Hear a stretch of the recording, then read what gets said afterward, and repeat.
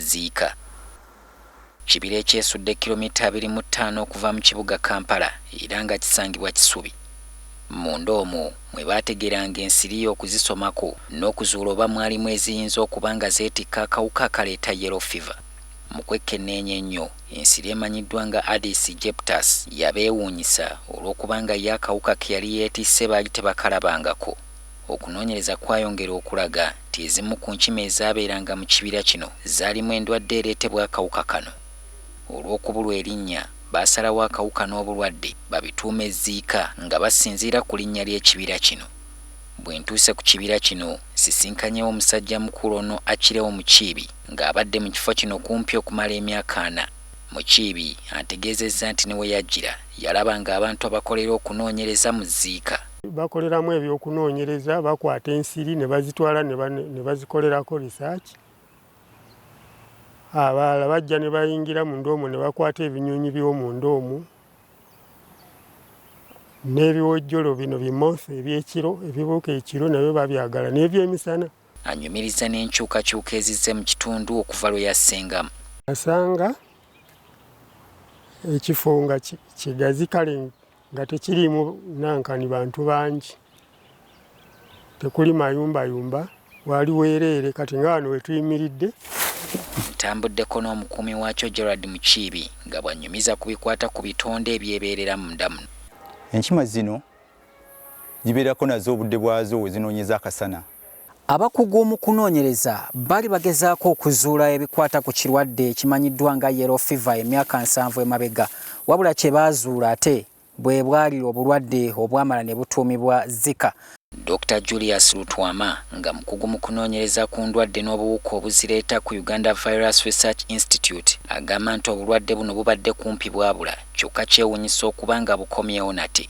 Kaali tekamanyiddwa nnyo kubanga kaali tekalina nnyo tekaluma nnyo bantu, tekatera nnyo kuluma bantu, era mu bbanga ery'emyaka 6 abantu abaali bamanyiddwa nga kikakasiddwa nti baalumwa akawuka ako baali abantu 14 bokka. Semazinga South America naddala mu ggwanga lya Brazil endwadde eno gyesinze okukosa abantu nga kati abantu kumpi 4,000 be baakakwatibwa ekirwadde kino okuva mu Oktoba w'omwaka oguwedde nga ku bano 5 be baakafa ate nga bonna baana.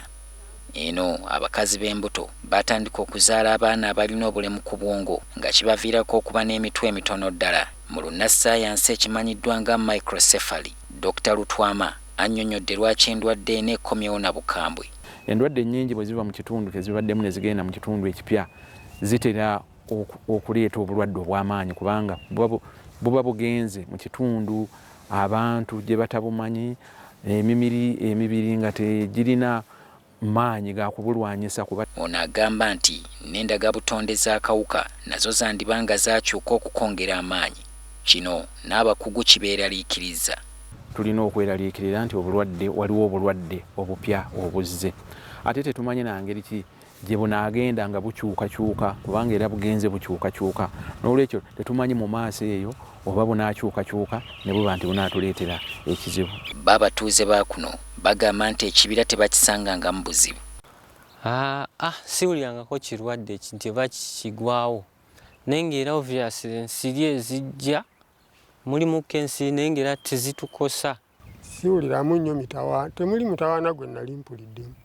Obumu ku bubonero okwolabira endwadde eno gwe musujja omutonotono, omubiri okufuukuuka, nakanyama, obulumi mu nnyingo, okuva omusaayi mu maaso n'embeera y'okuba ng'omuntu talina mirembe. Ekitongole ky'ebyobulamu kigamba nti eggwanga terisaanye kubuguutana.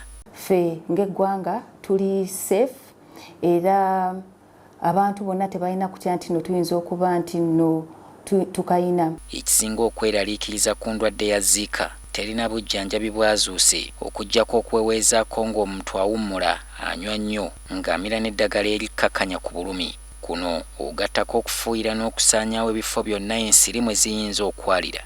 Solomon Kaweesa, NTV ku ssaawa emu.